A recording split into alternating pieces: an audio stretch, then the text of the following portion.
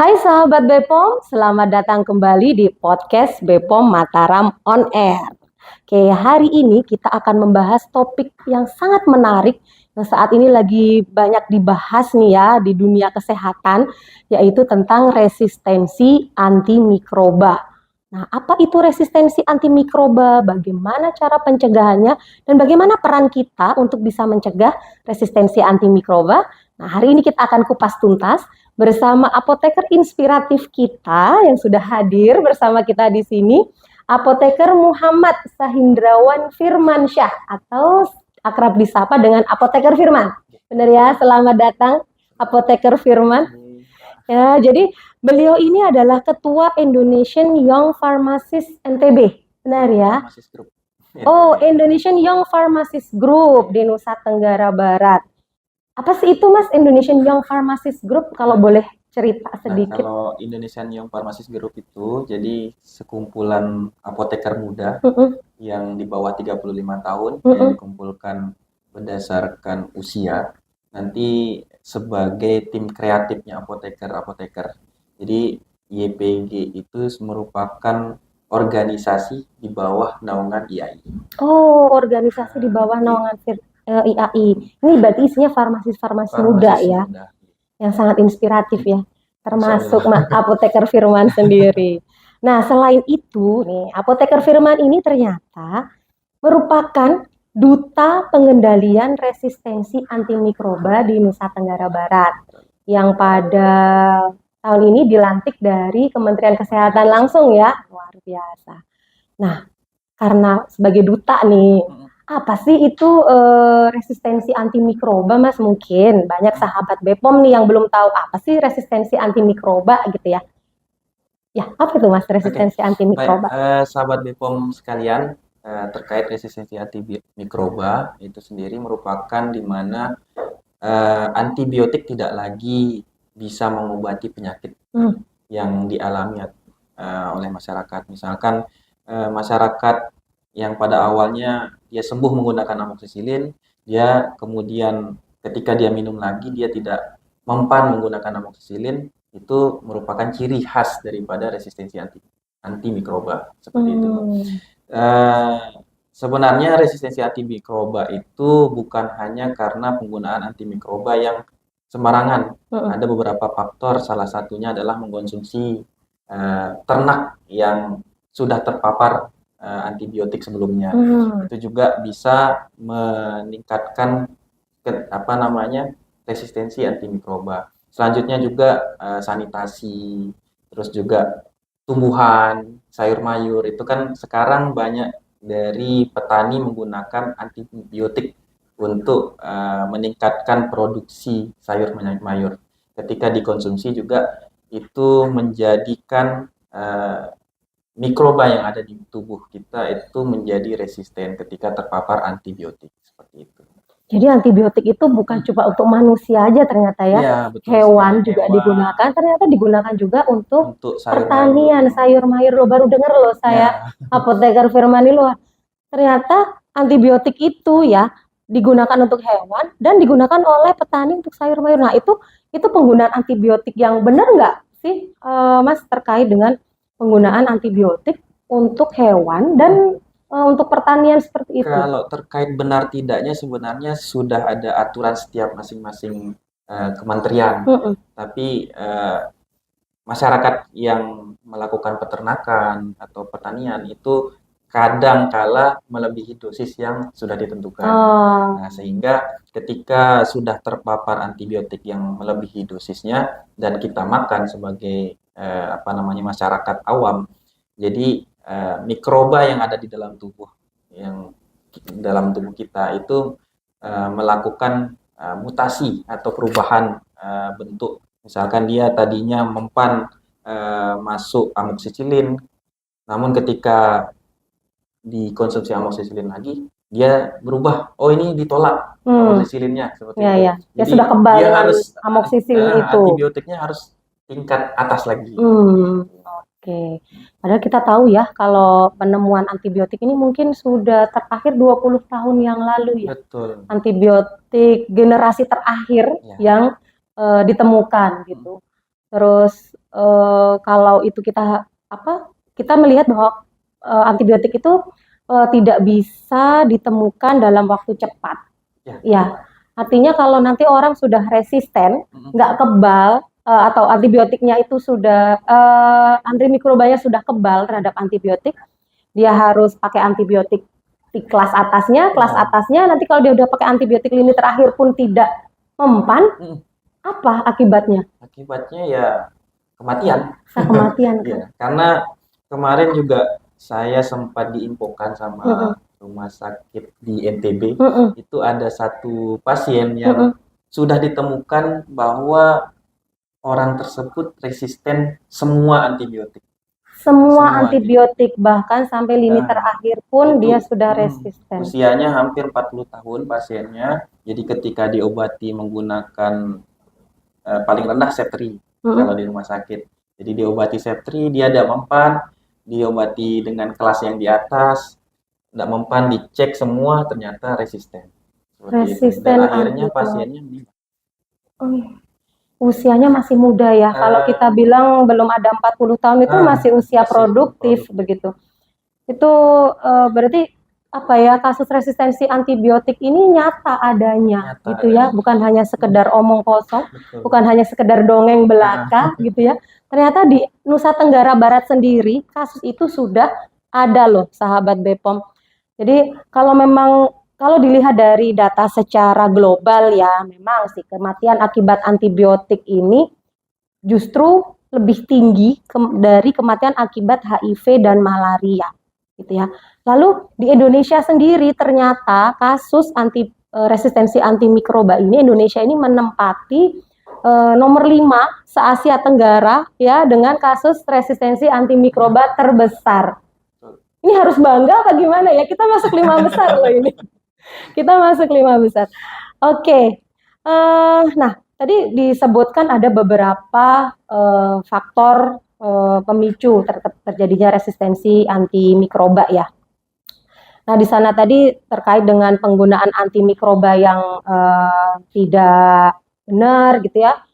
Kemudian penggunaan antimikroba untuk hewan, untuk tanaman, dan mungkin tadi penggunaan antimikroba untuk manusia sendiri yang tidak digunakan dengan benar gitu ya Mas ya. Salah satu faktornya itu apa Mas, kira-kira Mas? Penyalahgunaan antimikroba pada manusia. Salah satu faktor penyebab terkait faktor itu salah satunya ya yang tadi ketika diresepin sama dokter, misalkan dia harus dikonsumsi sampai habis.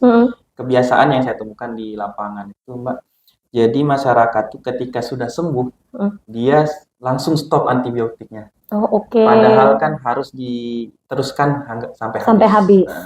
Nah, yang kedua juga, faktor yang kedua adalah dia sharing obat antara tetangga. Misalkan tetangganya tadinya sembuh karena penyakit demam dengan amoxicillin, dia bagi nih Bu, kemarin saya pakai ini sembuh nih, diminumlah sampai habis gitu. Diminum sembuh, ya udah. Berarti kan ada beberapa faktornya ya itu tadi. Yang pertama tanpa resep dokter, yang kedua ya sharing obat, terus yang ketiga itu ya rekomendasi dari tetangga-tetangga. Jadi tadi ya penggunaan antibiotik tanpa resep dokter yang pertama, kemudian menggunakan antibiotik tapi tidak sampai tuntas ya. Jadi merasa sudah membaik nih, terus antibiotiknya nggak diminum lagi. Dan yang tadi tuh ketiga tuh sharing obat ternyata ya, mungkin niatnya baik ya, sharing informasi. Saya kemarin pakai amoxicillin sembuh nih, ini coba deh pakai amoxicillin lagi gitu. Nah kan berarti masyarakat ini bisa mendapatkan amoxicillin secara bebas gitu ya? Tidak juga. Tidak juga. Karena masih ada oknum-oknum, saya tidak menyebutkan apotek mana, tapi ada beberapa oknum yang masih menjual antibiotik secara bebas. Menjual antibiotik tanpa resep dokter. Padahal sebenarnya antibiotik itu ya memang harus pakai resep dokter gitu ya. Dan memang sih ya kalau dari hasil data pengawasan Badan POM sendiri, angka penyerahan antibiotik tanpa resep dokter di sarana apotek terutama itu masih cukup tinggi gitu. Kalau Nusa Tenggara Barat sendiri itu merupakan menempati provinsi urutan ke-6, Mas. Penyerahan antibiotik tanpa resep dokter. Dan angkanya itu hampir 90%.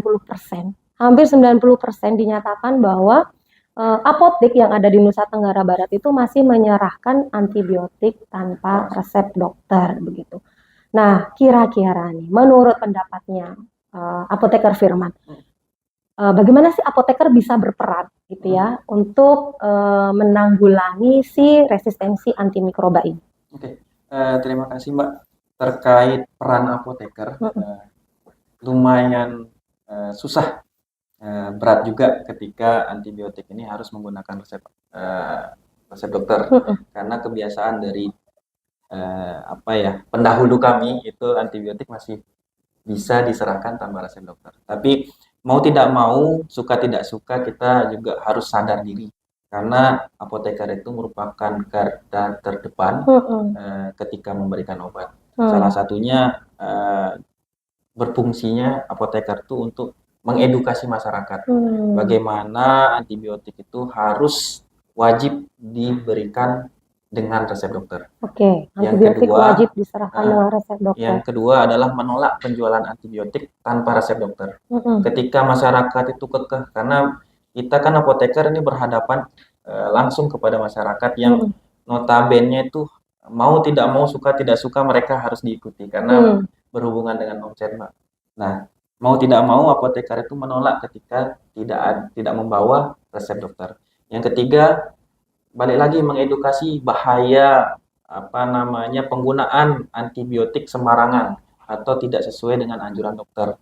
Jadi apoteker itu suka tidak suka harus menakut-nakuti nih Mbak, karena masyarakat itu ketika tidak takut dia tidak berhenti melakukan kesalahan gitu ya. Contoh kasus kemarin ketika COVID-19 itu masyarakat kayak cuman COVID nih, tapi ketika ada kasus di satu daerah, contoh kasus yang pertama kali di Aimal kemarin itu kan, itu mereka langsung pakai masker tuh, langsung heboh tuh, beli masker 1 box 2 box sampai limit kan stok maskernya. Jadi mau tidak mau apoteker itu ayo kita bareng-bareng nih demi keselamatan kita ke depannya, anak cucu kita biar enggak resisten, biar obat antibiotik ini tetap bisa berfungsi sebagaimana mestinya. Ayo kita edukasi masyarakat, entah itu kita menakut-nakuti, tapi jangan nakut-nakuti. Oh ini bakal mematikan nih, bukan. Tapi kita kasih tahu, oh ini antibiotiknya ketika tidak digunakan secara teratur atau sesuai dosis, berarti dia akan terjadi ini. Terus terkait berikutnya itu, ya itu tadi tugas apoteker itu memantau penggunaan antibiotik di masyarakat. Misalkan, oh ini kemarin pasien ini dia nebus antibiotik gunain resep nih, belum 3 hari kok nebus lagi. Jadi dipantau tuh, oh kira-kira ada apa nih? Jangan-jangan dia juga oknum di balik penggunaan antibiotik secara bebas di masyarakat, seperti itu. Jadi pemantauan obatnya. Jadi kalau peran apoteker tadi, yang pertama mencegah jangan sampai ada penebusan obat atau penjualan obat antibiotik tanpa resep dokter. Kemudian kita juga mengedukasi masyarakat nih agar tidak lagi sembarangan mengkonsumsi antibiotik. Dan yang terakhir tadi adalah melakukan pemantauan, begitu ya. Ini sepertinya program-program yang berhubungan nih terkait dengan sebagai duta pengendalian resistensi antimikroba begitu Mas ya. Iya. Mungkin bisa bercerita sedikit nih Mas terkait dengan apa sih ini duta pengendalian resistensi antimikroba gitu. Baik, duta pengendalian resistensi antimikroba ini merupakan duta yang ditunjuk berdasarkan per provinsi, Mbak. Jadi saya mewakili Nusa Tenggara Barat, kemarin ditunjuk sebagai Master Agen of Change, apoteker Master Agen of Change itu ditunjuk juga sebagai duta pengendalian resistensi antimikroba. Itu fungsinya apa? Fungsinya itu mengedukasi masyarakat bagaimana penggunaan antibiotik yang semestinya, terus ketika hendak membeli antibiotik itu harus apa saja yang harus dibawa ke apotek, entah itu pakai resep atau langsung ke paskes-paskes terdekat seperti itu. Jadi fungsinya itu menyadarkan masyarakat untuk menstop untuk menstop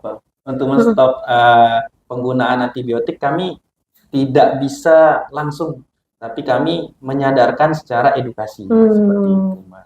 Oke, jadi berat juga ya tugas seorang duta ini, tapi terus semangat Mas, pantang menyerah karena resistensi antimikroba ini tidak bisa dicegah hanya oleh satu atau dua orang saja atau satu atau dua pihak saja, tetapi kita harus bersama-sama, gitu ya, bersama-sama untuk kita mencegah resistensi antimikroba. Ingat, cegah resistensi antimikroba dengan 4T. Pertama, tebus antibiotik hanya dengan resep dokter. Dua, konsumsi antibiotik sampai habis atau teruskan minum antibiotik sampai habis. Tiga, tidak membuang antibiotik sembarangan. Dan keempat, tegur dan laporkan bila Anda menemukan sarana yang memberikan antibiotik tidak sesuai dengan ketentuan. Baik, terima kasih banyak Apoteker Firman atas kehadirannya hari ini. Semoga dengan kolaborasi kita ini kita bisa bersama-sama mensehatkan masyarakat gitu ya, mencegah meningkatnya angka resistensi antimikroba, karena kita tahu tadi bahwa di Provinsi Nusa Tenggara Barat sendiri resistensi antimikroba itu sudah terjadi dan nyata adanya. Jangan sampai angkanya terus meningkat begitu ya sahabat BPOM. Ingat, dukung terus pengendalian resistensi antimikroba. Gunakan antibiotik hanya dengan resep dokter. Bye sahabat BPOM.